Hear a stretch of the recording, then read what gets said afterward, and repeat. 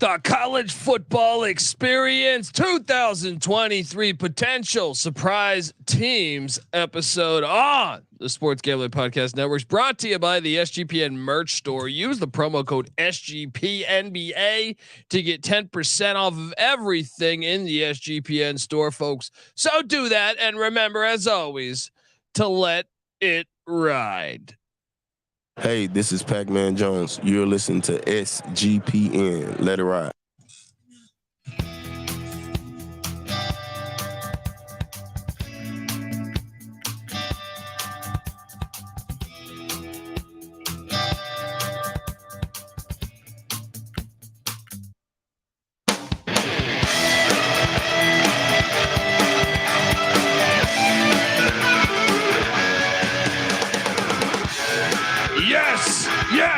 Yes.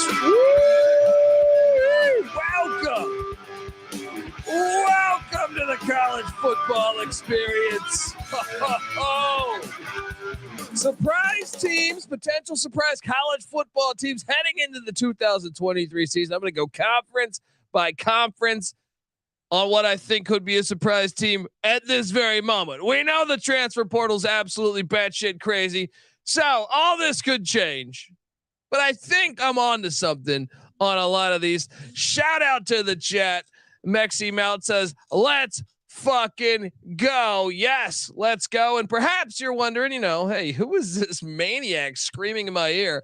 Well, my name is Colby Swinging Database Dad, aka Pick Dundee. That's not a pick. This is a pick. He was raised in the land down under, where a man thinks on his feet, speaks with his fists, and lives by his wits. When Dundee happened, he was a superstar. I'm probably drinking too much and celebrating too much and not sleeping. Would have killed a normal man, but no, that's gone. The medical advice I got from that was like being hit by lightning. Pretend it never happened and get on with your life. And you're nothing but a chameleon, lemon-headed, coward, terrorist pussy. And I'm after you, buddy. You're going to pay for it. Good night. Oh, it's good to talk college football every day. I love college hoops. Love college baseball. We come together as one on YouTube, youtube.com/the college experience. Subscribe. But I love college football. America's real pastime. And I'm excited to go conference by conference. I guess we should hit on some of the transfer portal news, before we get to that. But since the portal opened up again on Saturday, I believe it was, there's been just a shit ton of players in the portal. Most recently, I think today we saw a slew of players hit the portal, every day you're getting a slew of players that hit the portal. But I think it is worth noting a few of these guys. Cameron Kelly, who was at North Carolina starting this past year for the Tar Heels, had 5 picks with the Tar Heels. He went to UVA. He transferred to UVA back in, I think, December or January. Well, he's back in the portal. You gotta love it. You just gotta love it. Just, wanted to check out the campus, probably wanted to chase some scattered ass in Charlottesville. And I was like, what was I thinking? Let me bounce around and see if I could find a home. And he is in the portal. So pretty big get. He started a lot of games there. So cornerback, everyone always needs I know Carolina's defense was terrible last year, but still they were talented. So I don't know what happened at Charlottesville. Maybe he wasn't named starter, but he's out. TCU, their top rated recruit in the 2022 class, top 100 recruit on ESPN, Jordan Hudson, who had 14 for 174 and 3 touchdowns a season ago. Saying bye to TCU. I'm interested to see. He was a 5-star recruit. I'm interested to see if maybe Garrett Riley's trying to get him over to Clemson. Who knows? But Clemson doesn't really take transfer portal guys Dabo's way. So where the hell would Jordan Hudson perhaps end up? Fascinating. Maybe other teams have been trying to poach him. Who knows? Maybe Ole Miss. I feel like you could throw Ole Miss up in there for any of these things. But that's a fascinating one there. As you know, one season you make the national championship and you're out. Well, I guess there's only one thing you could have done better is win the national championship. But good luck. Good luck finding that. Good luck for the Bulldogs calling you up, even though I know they have been active getting some guys in the portal at the wide receiver position. Texas A&M's Bobby Taylor. Remember Bobby Taylor back in the day from Notre Dame back in the 90s. Well, this is Bobby Taylor. I believe a different Bobby Taylor. And he was a top 100 recruit. He, after just one season, he's gone. A&M's had this problem, and I know I've heard people say, well, they had to get rid of the cancers of the team. Well, they're still very talented players, and they're part of that class that was the best recruiting class ever, allegedly. So he's in the portal. Colorado had a bunch of guys hit the portal, but I mean, the whole team's in the portal. We knew that prior. They just added a few more to the mix. Utah State starting cornerback Johnny Carter hit the portal. Interesting because that's a guy that used to play wide out for the Aggies, and now he is in the portal. And I mean, he started at corner. Just getting depth, I think, is so huge. Who else do we have? We saw Oklahoma State's starting left tackle. Started 13 games season ago in Caleb Etienne. He hit the portal and landed at BYU in conference.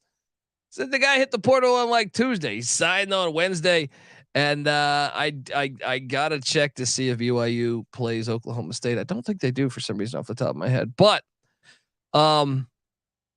interesting there because you lose one. Not only you could play them in, even if they're not on the schedule, which I'm not sure off the top of my head. We'll pull it up in a second here.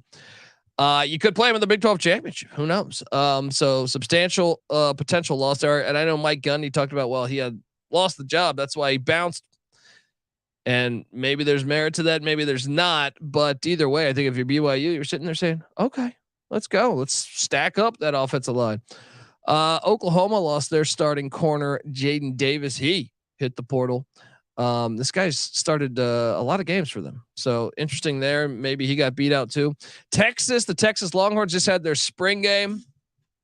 It'll be interesting to see if any of their quarterbacks hit the portal.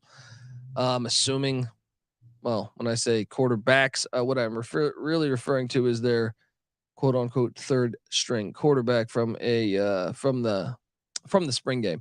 But they did land a transfer in Trill Carter, a 6'2", 300-pound defensive tackle from Minnesota. And he's I think in year 5 in the COVID year. Texas always going to be talented. That's a nice get. We'll see if they can win those games though. I saw the odds come out. Some odds come out that they're favored to win the Big 12. What else is fucking new? What, Miami's favored to win the Coastal? There is no more Coastal. But I just feel like we've heard that about Texas for 20 fucking years. All right.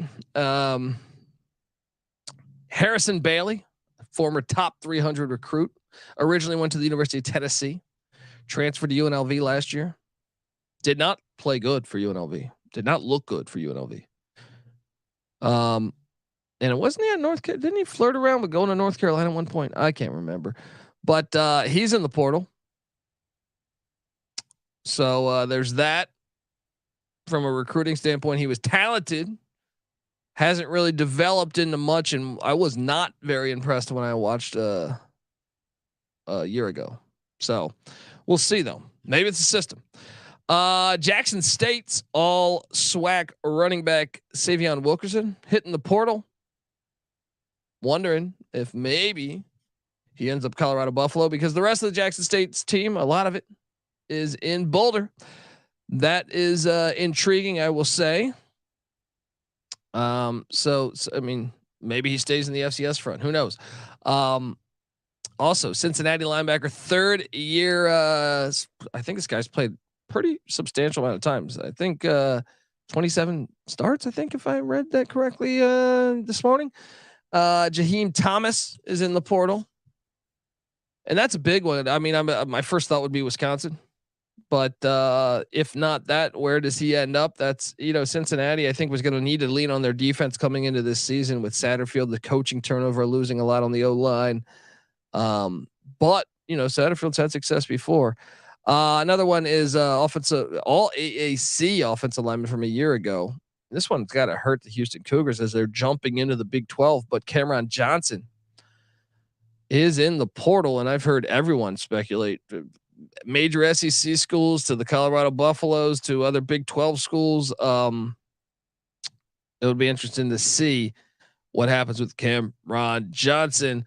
Yeah, there was a couple others too. I mean, Jalil Tucker, 4-star recruit, I think he was like a top 140 recruit in the nation. He is in the portal. Cornerback from Oregon. I believe also another A&M. I should have mentioned the other A&M defensive lineman hit the portal, but here's one interesting one to me. The California Golden Bears landed all Mountain West safety from San Diego State, Patrick McMorris. Great gig for Justin Wilcox, who normally Cal gets rated in the portal, and they did this year, but at least they've been a little more aggressive, bringing in some guys. Georgia, obviously, there was a lot of Bear Alexander, who I think everyone in the nation's going to want. It'll be interesting to see where he goes because he cannot go to the SEC, believe it or not. That's what's interesting. The SEC portal closes, back in January, and you cannot go to another SEC school. So, hey, pick up the phone, TCU. Pick up the phone, Colorado.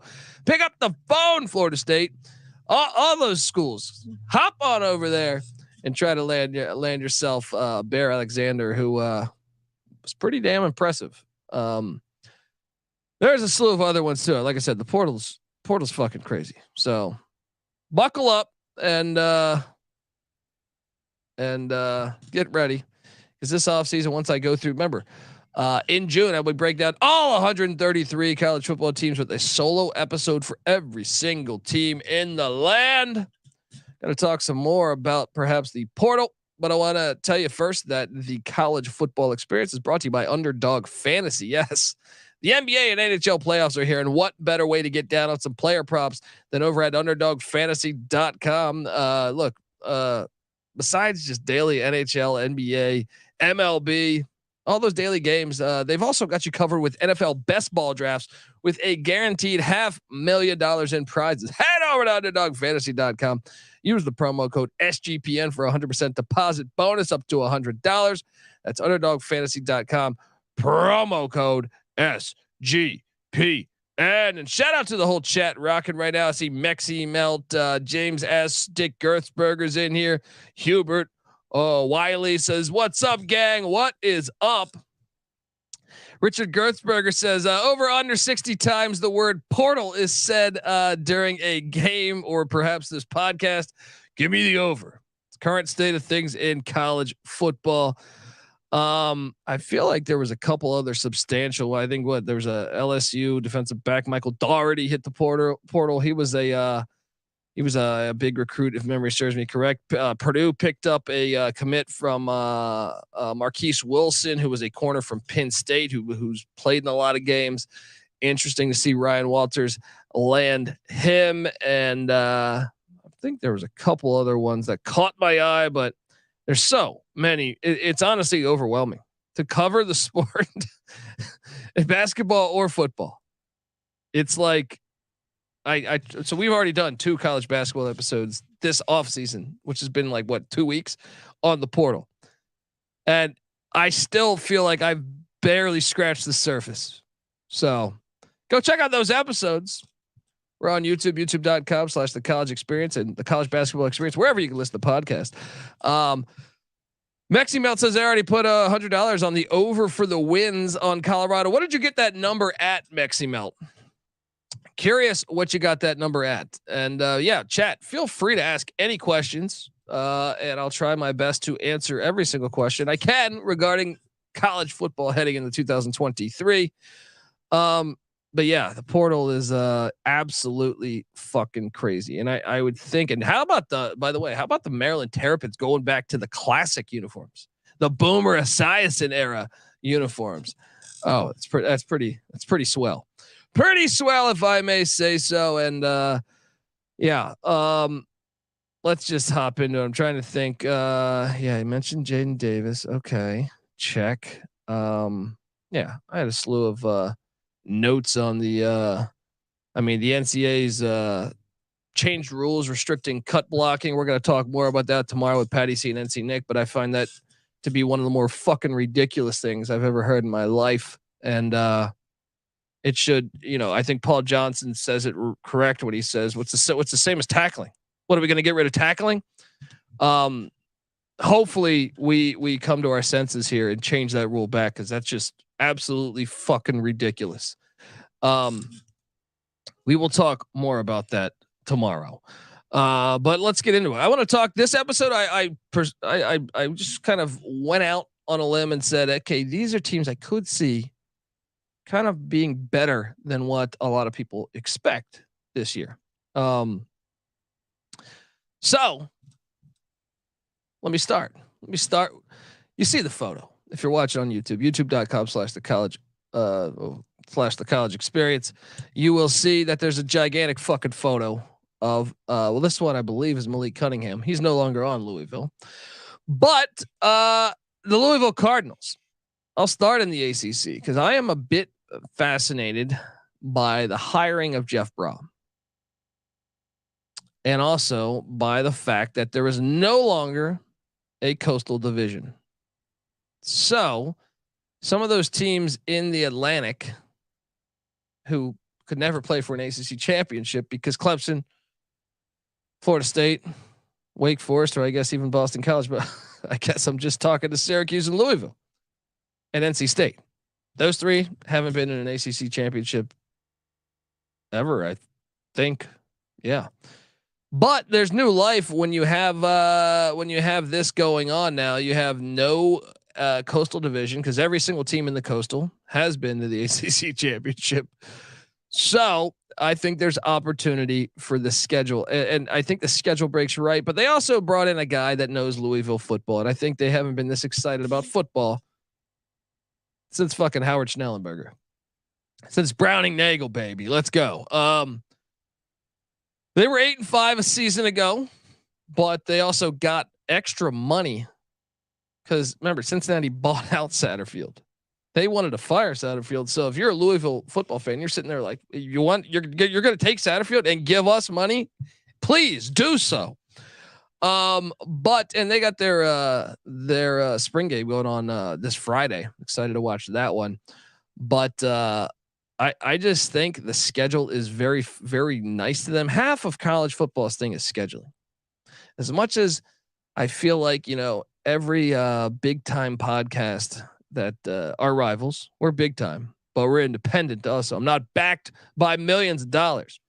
I think they try to build this thing of like, well, these teams are the best teams in the nation because of recruiting. And I think there's some merit to it.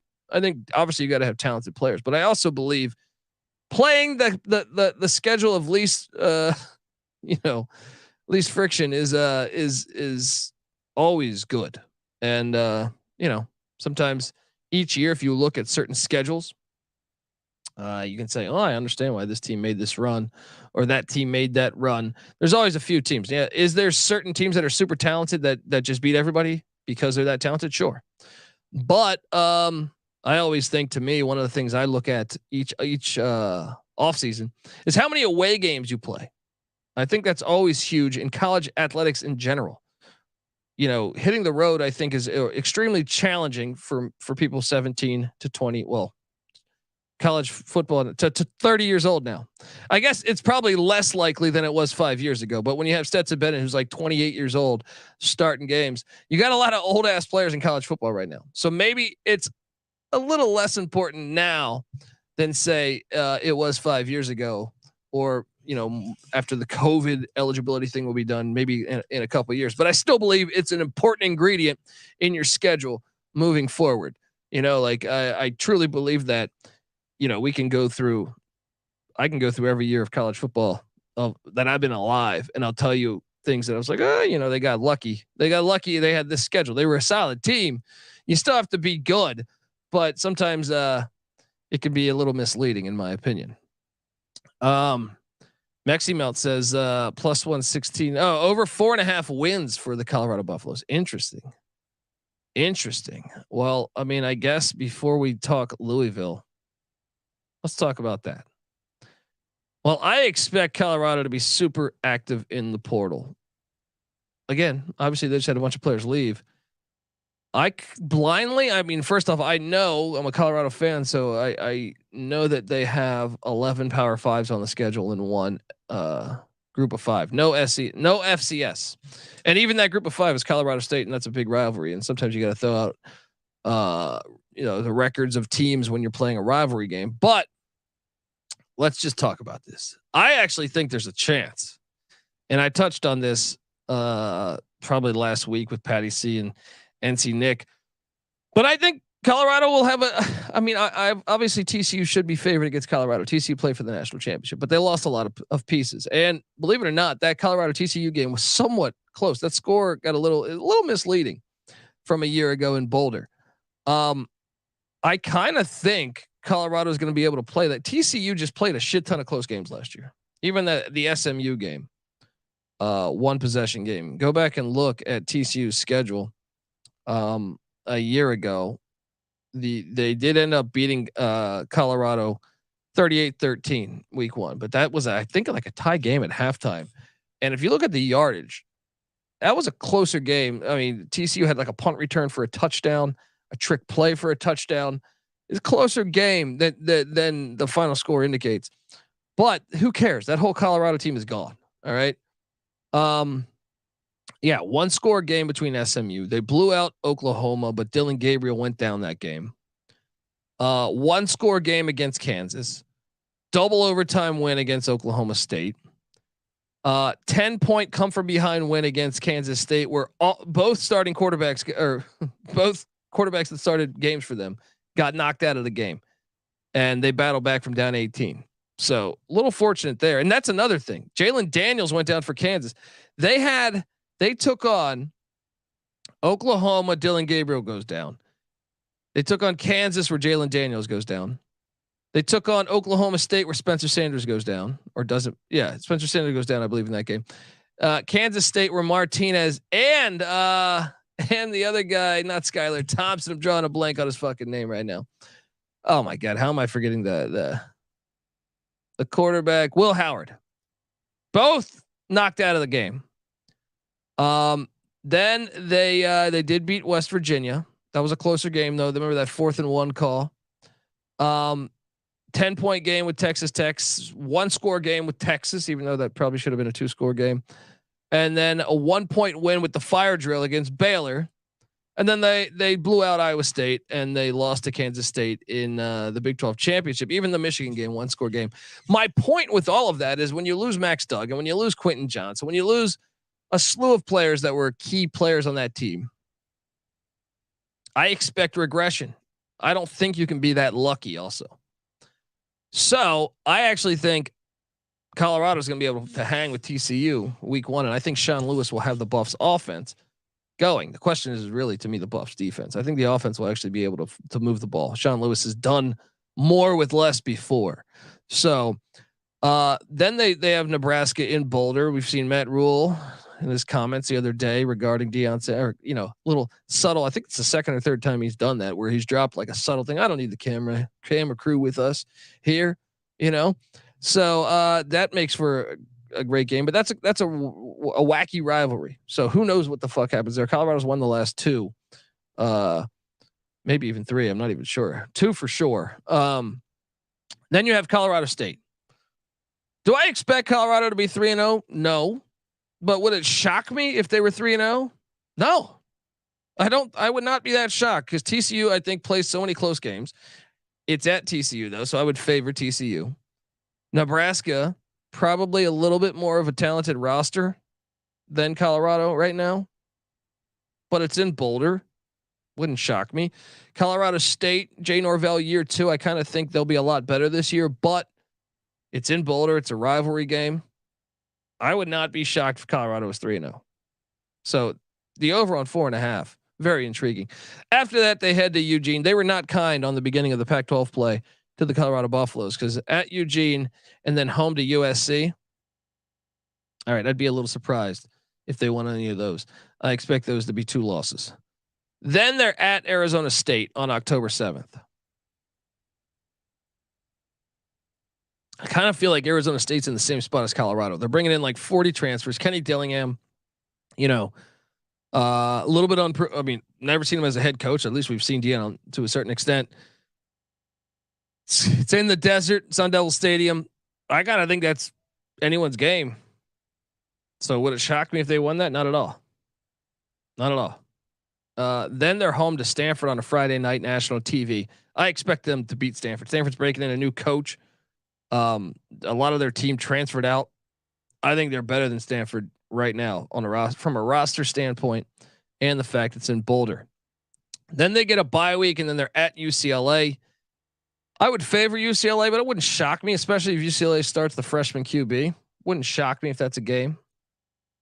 Then they're home to Oregon State. I kind of think Oregon State's going to be good this year, so that's probably going to be a loss. Then they're home to Arizona, and that to me is a winnable game too.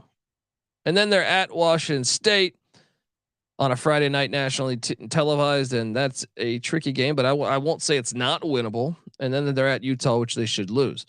So sign me up for the over. Sign me up for the over. The question is okay, with TCU, Nebraska, Colorado State, those 3, Arizona State, Stanford, those are 5, and then Arizona 6. Can they go? I guess you got to go 5-1 in those games, huh? Or upset someone else. Maybe the Washington State game. I guess that's 7. So if you can go 5-2. I can tell you this: Sean Lewis will have that offense moving. That's all I'm saying. I'm a Colorado fan. Let's go fucking Buffs. All right, let's fucking go. I was in the middle of saying before that though. And Mexi Mount saying it's a sweaty bet, but I think they can do it. Wins against Arizona State, Washington State, Stanford, Colorado State, Nebraska. True. I think they could. I think those are winnable games. I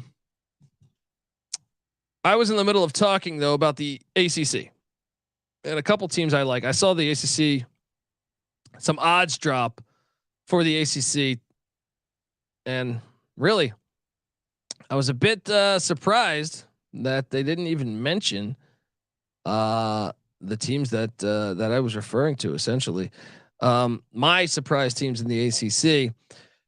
But yeah, I see the best chance to win the ACC. Clemson is your odds on favorite. After that, it's Florida State. After that, it's North Carolina. After that, it's Pitt. After that, it's Miami. They just keep doing this every year to us. I think it's this next team.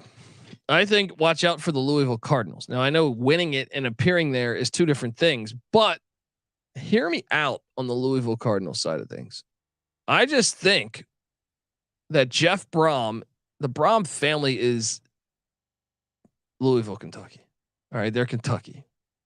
And I'm super excited. I've been saying that hire should have happened a long time ago. Obviously, he played there, and I just think it's perfect. It's perfect. So Jeff Brohm goes out. First off, brings in both Brohms. Brian Brohm's there too, but goes out and gets Jack Plummer, who started at Cal last year, quarterback at Cal. The year prior, he started some games at Purdue, and the year before that, I think he started some games at Purdue. So he was with Brohm for multiple years in West Lafayette. He went to Berkeley. They struggled, and now he's in Louisville, and I think he's going to have some success against the ACC this year. So you got that right there. And I'm just very curious to see if you were to look at what Louisville essentially has done portal wise too. Obviously, when you have a situation where a coach leaves like Satterfield, he's going to take a lot of his guys with him too. So, but I can tell you right now, they have brought in some guys. Well, most recently, they brought in an offensive tackle from Duquesne, which who knows if that's even substantial or not. But they brought in Jamari Thrash at wide receiver from Georgia State. And if you watch Georgia State and Sunbelt football, I thought this kid was good. I like getting Jamari Thrash, mixing him with Jack Plummer. Then Kevin Coleman, and if you watch Jackson State football, one of the only Jackson State guys that didn't go with Deion that was worthy enough to is Kevin Coleman, a wide receiver for Jackson State, who I think it will be pretty good in Jeff Brohm's system. They also got cornerback Marquise Groves Kilbrew from Texas A&M coming in. They also got an offensive tackle from in conference from Virginia in John Paul Flores. And then they also got Jaden Thompson, who was a wide receiver at Cincinnati. They basically did like a trade. A bunch of their players went to Cincinnati. Their coach went to Cincinnati. They got some money. They also got Jaden Thompson. And then they got Isaac Guerrendo. I always fucking butcher that. The running back from Wisconsin transfers in. And they got safety Devin Neal from Baylor transferring in, wide receiver Jimmy Callaway from Tennessee, Penn State edge rusher Rodney McGraw coming in, Stanford edge rusher Stephen Herron Jr., who I think is a good get as well. I like the guys they got in the portal. And my point is then if you mix that with some of that returning production that they've got, I think you have a situation where you say, hey, this team is potentially a team to watch out for here. They are bringing back their top rusher from a year ago in Jawar Jordan, who had 815 yards rushing, 5.7 yards per rush. That is substantial to me. I know that Brohm does not like, he's not like a ground and pound type of guy, but just the fact you have that returning production, I think is huge. And I think it will pay off with the Louisville Cardinals. They also bring back another running back from a year ago in Maurice Turner that I think could be good. I keyed in on some of the transfers that come in, and also some recruits, but they lose Marshawn Ford, who was a stud tight end. Sure. He comes out early. Probably should have came back in my opinion, but he's going to the NFL draft. D Wiggins transferred out to Cincinnati. Braden Smith transferred out. Tyler Hudson went to the NFL draft. Jalen Carter graduated, but I think this offense is going to fly. And I think in the ACC, the ACC is such a watered down conference of late. I think you can see some of the biggest turnover. You know, I think it's very easy to come up fast in the ACC is my point. Let's take a look at this schedule and hear me out on why I think the Louisville Cardinals could be a surprise team this year. I believe that Jeff Brohm is just a very good coach. Just took Purdue to the Big Ten championship. I think he can bring in better talent at Louisville than Purdue. From a recruiting standpoint, but also from academics as well. So Louisville, first off, plays just basically 4. I don't know. You can make an argument it's 5 road games, but they catch 2 of them in neutral stadiums that are domes, which I think cater to the style of ball that Jeff Brohm likes to play. Sling the rock all over the fucking field. So game 1, they're getting Brent Key in year 1, even though I know he coached a few games, 6 games or something, 7 games last year at Georgia Tech. That game's in Atlanta. It's not at Bobby Dodd for some stupid reason. They're playing this at the Mercedes-Benz Stadium, nationally televised, Friday night, September 1st. They should win that game. I think they'll be favorites to win that game. Then the next week, Thursday, September 7th, I know the whole world will be watching the NFL, and I will be watching Murray State, Louisville.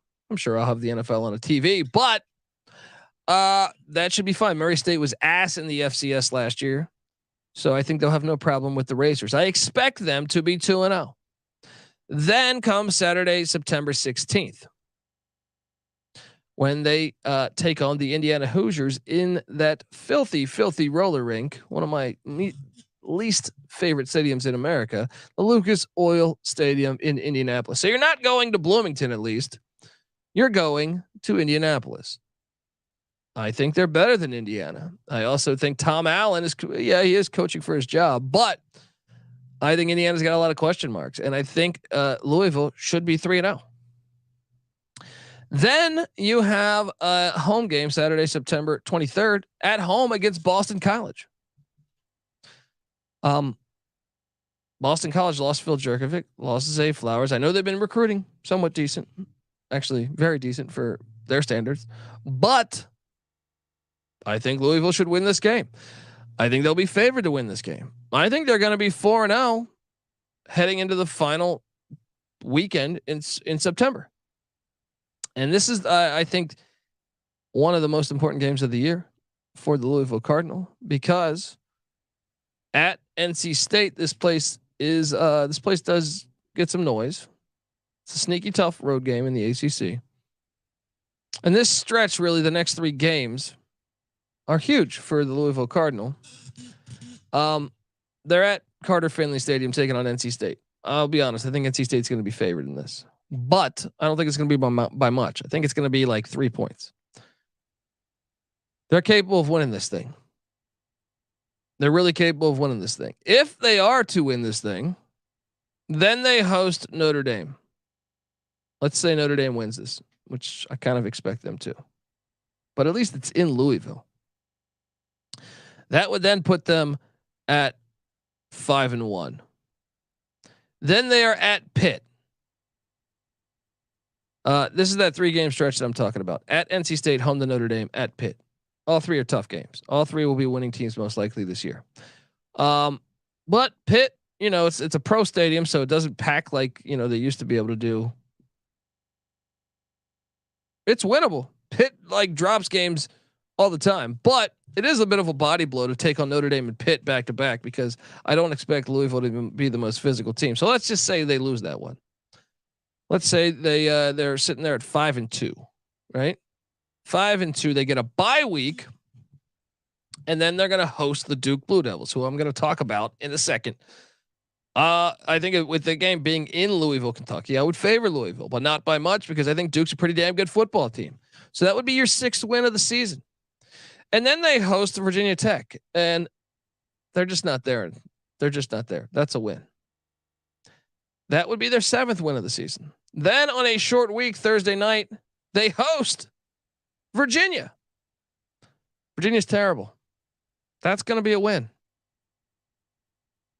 I mean, this schedule is fantastic. So then they end the season. The only thing is, I will say they are getting 11 Power 5s and 1 FCS, but I kind of like the way it breaks down.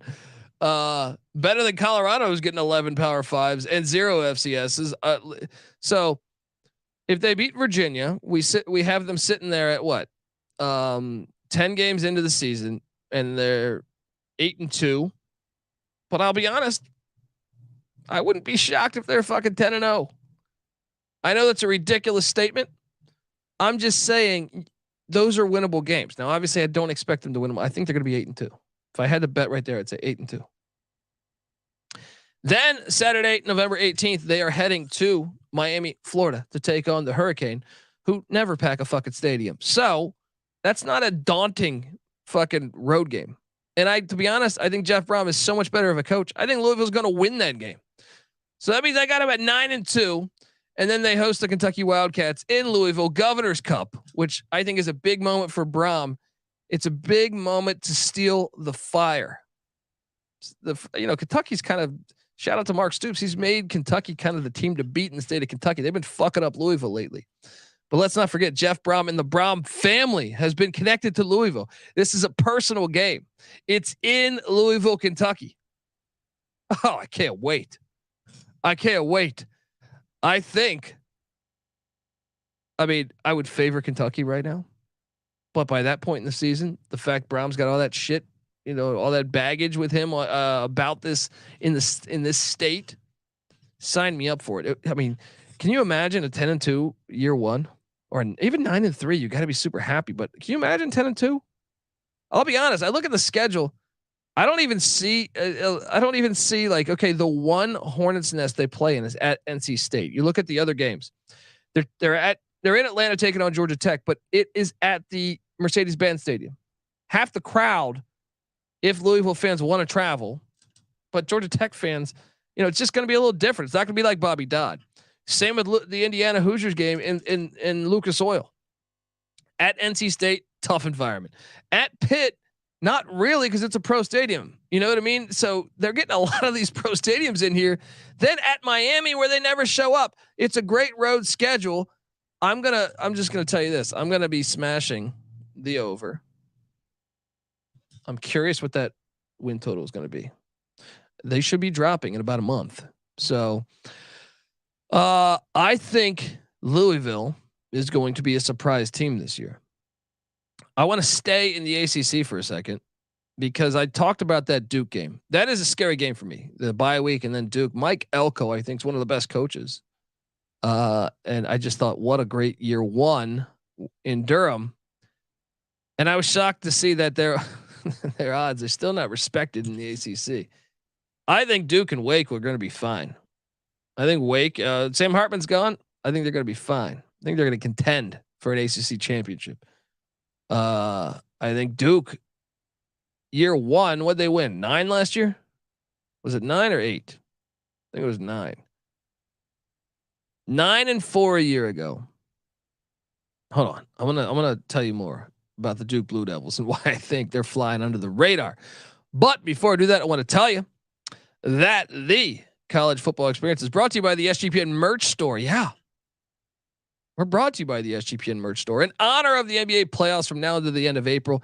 Get 10% off anything in the SGPN merch store when you use the promo code SGPNBA. Once again, so head over to store.sportsgamblingpodcast.com. Use that promo code SGPNBA to get 10% off everything. I can tell you this. We just had the new Mike Leach. Mike Leach, longtime friend of this show. Been on the show a bunch of times. Obviously passed away back in December. And he obviously if you follow us for a while, back in 2018, he invited us up to Washington State. We went up to Washington State, hung out with Coach Leach, and he was a really, really nice guy to us when he didn't have to be. And we'd had him on a bunch after that and before that. But he's our boy. We love Coach Leach, and we have some nice shirts that we did to honor him at store.sportsgamblingpodcast.com. Check those out. They're phenomenal.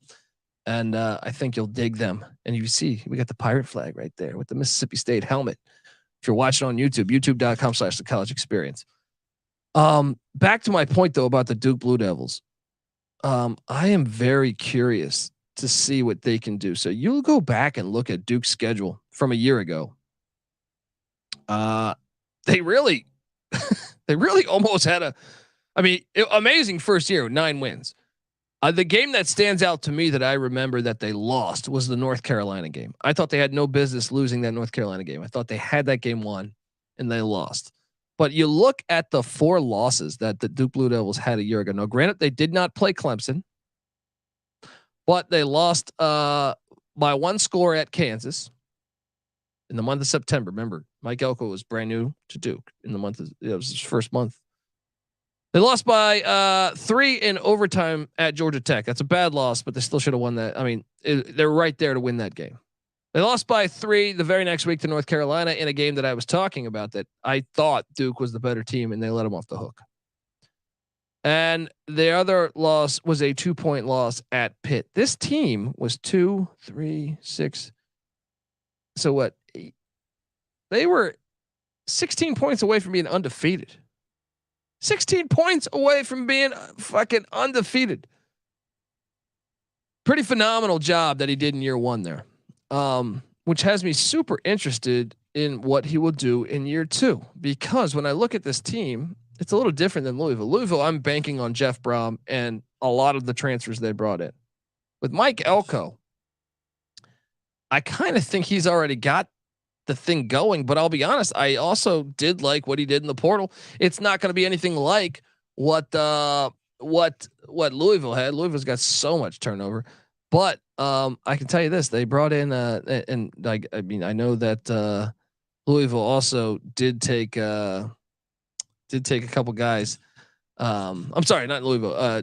Duke lost or took a couple guys from A&M as well. Miles Jones, a corner.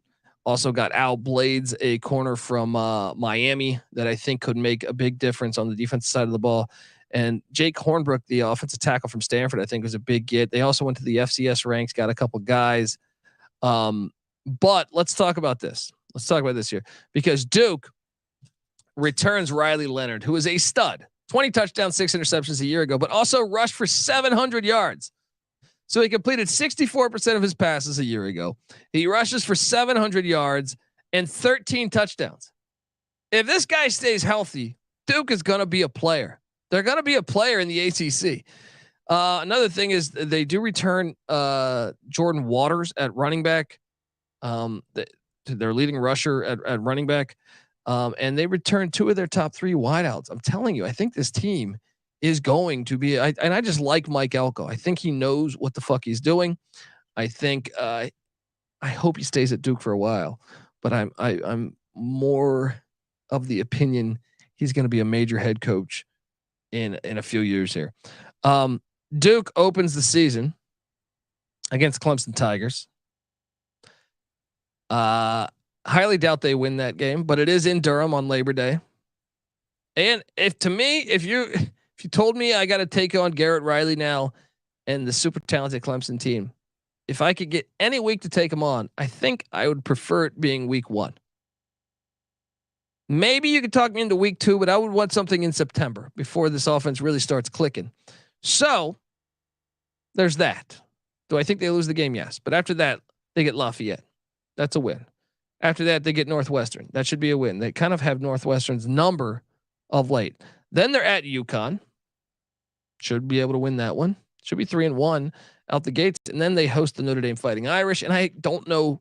I would favor Notre Dame, but I mean, Notre Dame lost to Marshall and Stanford last year and almost lost a couple other ones. So 3-2 in the month. But they can afford to lose that. Back to my Louisville thing. If they lose to Notre Dame, that's not going to affect their ACC championship. You know, like if they to play in the ACC championship. So Louisville has, even if they lose to Kentucky, that doesn't matter. Same situation here with Duke. Now, obviously the Clemson game is big, but they can lose that Notre Dame game and still be fine. After that, they get a bye week. Then they're home to NC State. That's a pivotal game within the medical triangle there. Then they're at Florida State and at Louisville. That's tough. That's why I kind of like Louisville more, but I do think this team can play. And then after that, they have Wake. I think I actually give them the leg up on Wake right now. Then they're at North Carolina, then at Virginia, then home to Pitt. I'll be honest, schedule's harder than Louisville's, but I think they're going to be in the mix. I think they're going to be a winning team. They're going to be a bowl team in the ACC. So for surprise teams in the ACC, give me Louisville. I don't know what Duke's win total will be. I want to say Duke, but I'm hoping that win total will be at like 5 and I can just hammer that over. You got any questions in the chat? Feel free to drop them. Mafia will reunite says, the NFL sucks. I mean, I'm not a big NFL guy, so I'll co-sign that with you, brother. But hey, any questions you got for college football, let me know. Damn, I'm already 48 minutes in and I barely got done. I guess we talked Colorado, Louisville, Duke, but Colorado wasn't on my list of super surprise team. I mean, I think the over can hit, but let me just hop on over and tell you the next conference. I guess we'll just do Power 5 right now. I don't want to discriminate against the mid majors, but shit, I'm 49 minutes in. Let's hop on over to the Big 12. And I saw Texas odds on favorite to win the Big 12. Find that a bit fascinating. I really do. I find that fascinating. And, I mean, I can't take that. It's like Miami Miami and Texas, you cannot take that. Do I think Texas's offensive line will be the best it's been in some time? Probably. Will Quinn Ewers be improved? Yes, I do believe that. Just naturally, I think he'll be improved. So, after that, where would you put Texas? I think Gary Patterson will probably still have that defense playing good. I think there'll probably be a tough team game in, game out, but Sarkisian's never won a conference title as a head coach. So I got to sit there and say, okay, what do they got? What do they got going? Let me see. I can tell you this. I can look at a couple teams like even the Oklahoma Sooners. Last year, I think the Lincoln Riley thing kind of caught them off guard. They go out, they get Venables. You look back at a year ago, and Oklahoma, obviously Dillon Gabriel got injured in a couple games. I don't even know how they're going to avoid that because the style of play that Jeff Lebby offense, entails, I feel like it's probably going to happen again, but let's say it doesn't. You look back at a season ago, Oklahoma lost to Kansas State like they always do. It seems like K-State beat them. TCU absolutely whooped their ass, but that was the game Gabriel went down. Then they didn't have Gabriel for the Red River Shootout. They lost 49-0. And then after that, they lost a 3-point game to Baylor, a 3-point game to West Virginia, and a 3-point game to Texas Tech, and a 3-point game to Florida State. That's a lot of losses, considering they had a losing season. But could they be in for a bounce back season? I think potentially. And I actually kind of like their odds better than Texas to just because I feel like Texas getting all the talk, all the shine like they always do. And people might be writing off the Oklahoma Sooners some. Another thing is they don't play Kansas State, which I guess just loves to fuck up their season. I feel like K-State and a little bit of Iowa State, they get Iowa State in Norman this year. So, another thing is they don't have a Power 5 out of conference. That game got canceled. They were supposed to play Georgia, but the SEC canceled that. So less opportunity to fuck that up. Not that would matter for them in the Big 12 championship, but looking at the Big 12 schedule at Cincinnati, I think Cincinnati, now that they don't have Luke Fickell, had Cincinnati retained Luke Fickell, I thought that would have been a terrible matchup, but now I think that's a win for Oklahoma, even though I'm sure that's the opener of Cincinnati playing in the Big 12. And that place will be rocking. The very next week, they're home to Iowa State. I kind of think Iowa State's flying under the radar. Dangerous game. I mean, you got to favor Oklahoma, but dangerous fucking game, especially because it's the week before the Red River Shootout. So I could completely see a scenario where Matt Campbell beats, the Sooners in Norman. Then they got the Red River Shootout, which I think if Dillon Gabriel's healthy, that game could be absolutely wild. I have no idea who's going to win that game. It's a rivalry game. Even the years that certain teams are way better than the other team, that game's always wild, with the exception of last year. So that can go any which way. Then they get a bye week after that. Then they host UCF. Dillon Gabriel used to play at UCF. I feel like they should win that one. Then they're at Kansas. Feel like that could be a chippy game. I would favor Oklahoma. Then the back-to-back away the last time they go to Bedlam at Oklahoma State. I mean, I want to take Oklahoma State to win that game, but man, Oklahoma State lost everybody. They lost a ton of people in the portal, but it's the last time we're going to see Bedlam for a long time, probably in Stillwater. Fuck, I can't wait for that game. Then they're home to West Virginia. They should take care of business there. Then they're at BYU. That's a sneaky game. And then they're home to TCU. It's actually a really favorable schedule. If you're an Oklahoma Sooner fan, your final year in the Big 12, they kind of did you a solid and hooked you up with a pretty nice schedule there. I would say the 3 road games though of at Kansas and then the back-to-back of at Kansas, at Oklahoma State, and then at BYU, tricky. But I think Oklahoma should be circled as a surprise team in college football this year.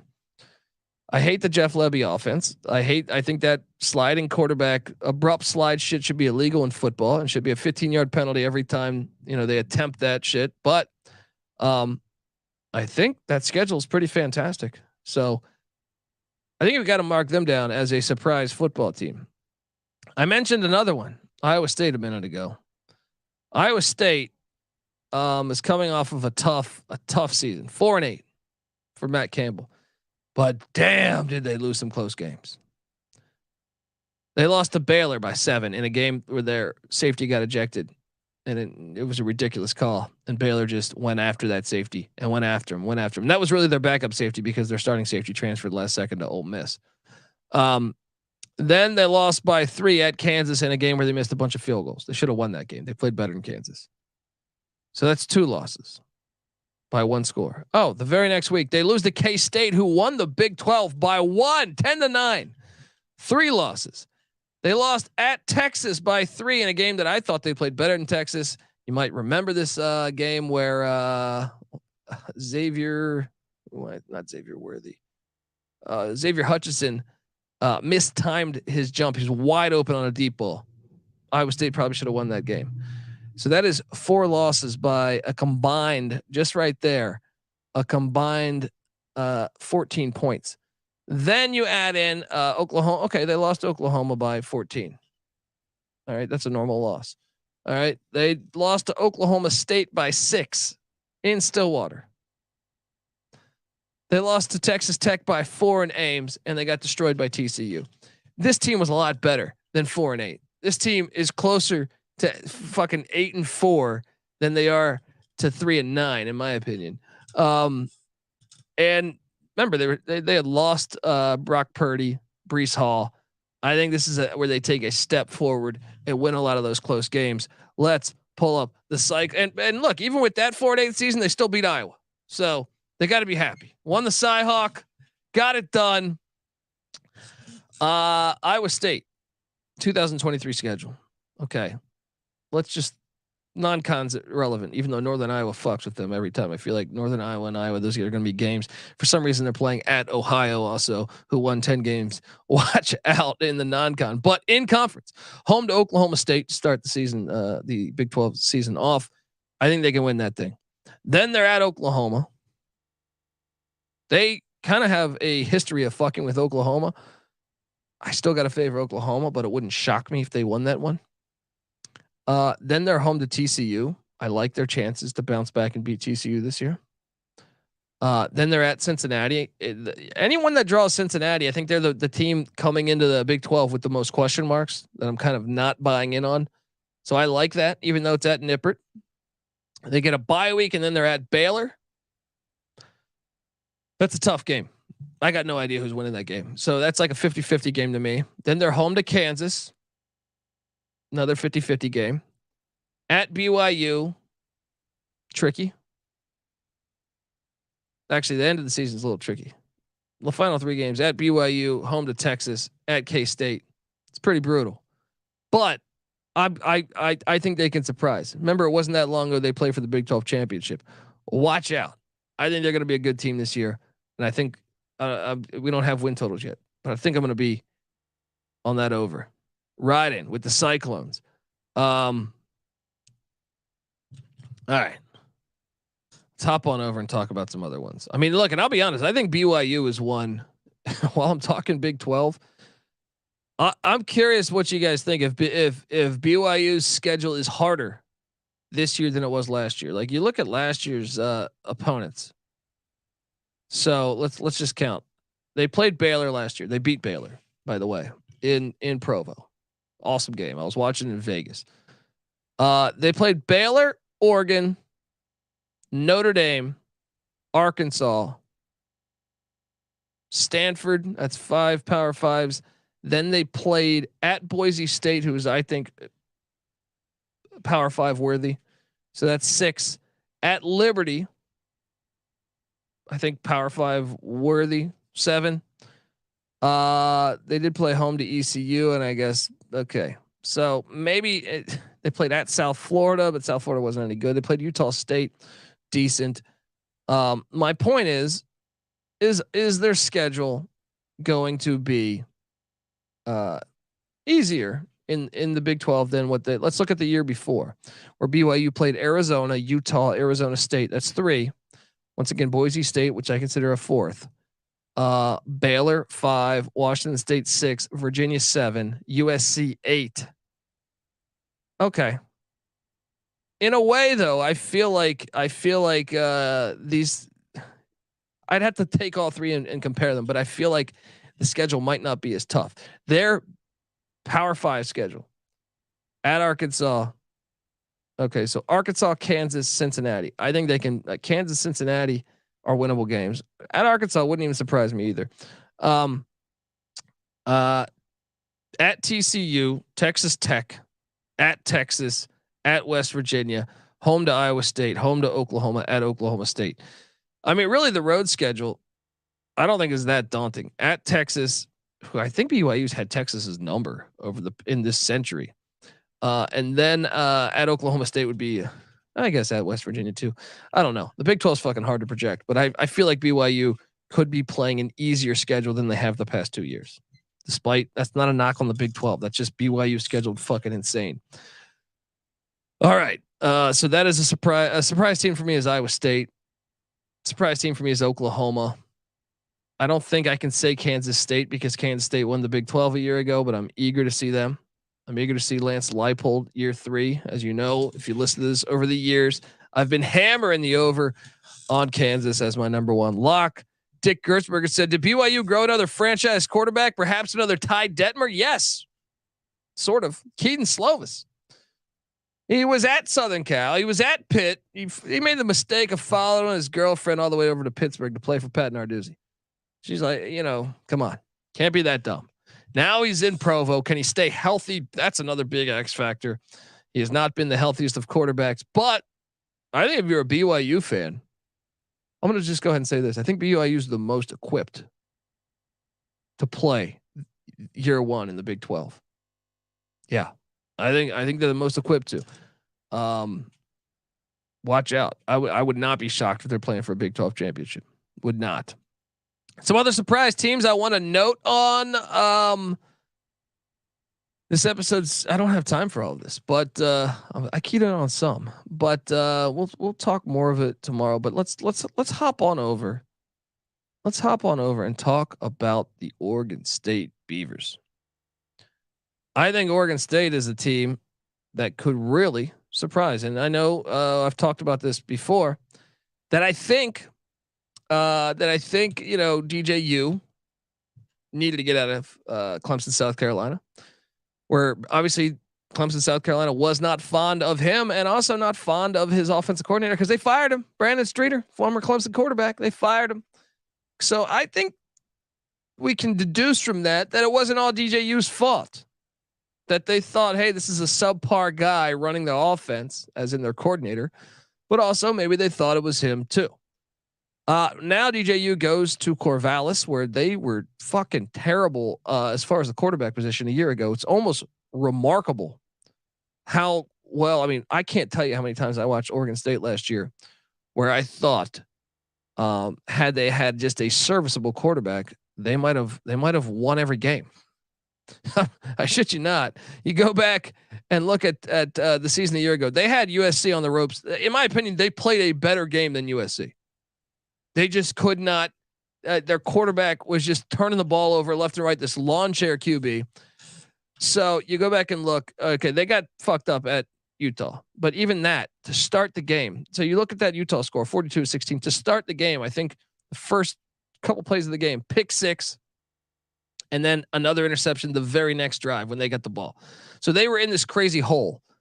I understand that score looks that way, and I should not be saying, well, they could have won that game. But I really feel like had they had just an average quarterback, they wouldn't have been in that hole. And who knows what happens in that game. They lost at Washington by 3. That was another close one, and that's their season. They won every other game. Watch out. I think Jonathan Smith and Oregon State are going to be rolling. And I thought they addressed some of their biggest question marks in the portal. Now I know they got hit in the portal a little bit too. Let me pull that up right now. But I do think they are a team that everyone should watch out for the Beavers, because I think the Beavers are going to be playing some good ball this year. Even if they just use his mobility. DJU is big. He's like Big Ben, I feel like. Even if Jonathan Smith says, hey, you don't need to be throwing all these throws, just relax, use your mobility some, they're just going to be a lot better. They did lose their linebacker, Omar Spate, who was a beast, to LSU. I think that's one that they've lobbied was a clear tampering, but there's no police. So it is what it is. He's now at LSU with Brian Kelly and his family. They also lost tight end JT Byrne to Cal, and they lost Tristan Gebbia. He was a backup quarterback to Ohio State. And they lost Ron Harge, a backup cornerback, to Colorado State. That's actually not that bad considering. Obviously, the big one at the linebacker spot, though, in losing Spate to LSU, that's a big loss. But it's what they bring in that has me excited. I mentioned DJU from Clemson, former 5-star recruit. Just have him play serviceable. Watch out. Then they brought in the best offensive tackle in the Mountain West, or I'm sorry, for Nevada. The best offensive lineman, for Nevada, in Grant Stark at offensive tackle. And I think that's a key get. Then they go out and get Uluwasi Omotoso from defensive end from Wyoming, who I think will be a difference maker. And then they get linebacker Mason Tufaga from the Utah Utes and tight end Jermaine Terry from the Cal Golden Bears, which is just hilarious that they basically traded tight ends. My point is I think Oregon State is going to be very good this year. I think they're flying under the radar, and I can't wait to smash. I'm curious what the over will be, but let's hop into it because the schedule, they're at San Jose State to open the season, and San Jose State plays a week 0 game. So that is an advantage for Sparty. That's a little tricky of a game because I think San Jose State is pretty solid. If they get through that, I think things are looking pretty good because then they get UC Davis, who's actually a very good FCS team with Dan Hawkins. It's the Big 12. They should win that. Then they're home to San Diego State, who might be in the Pac-12 by the time that game kicks. I still think they will they'll win that. They should be 3-0. Heading into Martin Stadium to take on Washington State. Huge fucking game, in my opinion. Because if they win this and go 4-0, which I think they're better than Washington State, but I don't think it's a big gap. And obviously playing at Wazoo is always tricky. If they are 4-0, then they on national TV they host the Utah Utes. I think they can beat Utah, especially in Corvallis. So I think you could be sitting there at a nice 5-0 if they win in Pullman. Then they head to Berkeley in a sleepy game, which they would probably lose because I could see them if they beat Utah, who's projected to be really good. It is a great letdown spot. And I think Cal is also going to be better than what people think. And then they're home to UCLA, which I would favor them to beat UCLA. Zach Charbonnet is gone. DTR is gone. A lot of question marks in Westwood there. And then they get a bye week. They're at Arizona. I think they win that, even though Arizona's improving year by year. Then they're at Colorado. I think they win that, even though they should be improved, especially by November. Then they're home to Stanford, which I think they'll win. Then they're home to Washington, which is an awesome the final 2 weeks of the season, phenomenal. Home to Washington, at Oregon. I bet you they go 1-1 there. I bet you they go 1-1 there. I mean, you look at the schedule and I see, is there any for sure flat out losses? I don't think so. I like the road schedule. At San Jose State, not a daunting place. At Cal Berkeley, not a daunting place, but that's a sleeper spot where they get them. At Arizona, not a daunting place. At Colorado, I do think will be probably their hardest road environment besides the Civil War. At Oregon, I got the Oregon State Beavers being a team to watch out for. The Pac-12 this year is going to be awesome to watch. You got all these other questions in the country about, who's starting at Ohio State, who's starting at Bama, who's starting at Georgia, what's happening. A lot of question marks everywhere else. I feel like TCU replacing a ton, played for the national championship. I think like the Pac-12 is just going to be a very fun race. I think almost every team is going to be fun to watch. I guess Stanford's the one, even they're kind of intriguing because they're making that transition to a new coach. I'm excited. I'm excited for the Pac-12, and I'm excited to do more of these fucking episodes. I didn't even get to my SEC sleepers. or my Big Ten sleepers, I guess you're going to have to tune in tomorrow. Folks, my name is Colby Swinging Database Dan, a.k.a. Pick Dundee, and I appreciate you tuning into the college football experience. We're going to be here all fucking year. We talk college football year round. We've been doing this for over 5 years, people. Come on. Subscribe. Tell a friend. All right. Subscribe on YouTube, youtube.com/the college experience. Also, Spotify, iTunes. Get on over there. Give us a 5-star review. It's been a minute since someone gave us a 5-star review. Hop on over there. Let's do the damn thing. And yeah, check out the college basketball experience, the college baseball experience. Hey, Oregon State fans, you always have a good college baseball team. I know not as good this year as other years, but yeah, check us out. And I also host, maybe you guys are still watching football. USFL Gambling Podcast, XFL Gambling Podcast. Check them all out. The college football experience is on Twitter at TCE on SGPN. I'm on Twitter at TheColbyD. Give us a follow. And also make sure you get the SGPN app. It's free to download in the App Store and Google Play Store because you will get free college football articles. We always have writers over there doing stuff. Check it out. And come talk college football with us in the Discord. Maybe you're a Beaver fan. Maybe you're a Louisville fan. Maybe you're an Iowa State fan. Some of these teams I was talking about, an Oklahoma fan. Hop on over the Discord. Tell us why you think, or maybe I didn't talk about your team. Maybe you want to state your case of why you think whoever. Maybe you do believe that this is the year Boston College puts it together, or the year, the Kansas Jayhawks play for a Big 12 championship. Well, hop on over and tell us about it. All right. sportsgamblingpodcast.com/Discord. Let's go. All right, folks. Well, this has been fun. And until tomorrow, remember, tomorrow we're breaking down week 3 of the 2023 schedule. Me, Patty C, and NC Nick have already broke down week 0, week 1, and week 2. We move to week 3 tomorrow. So tune in, folks. Until then, this is the college football experience, and you better start thinking about yours. And we out of here.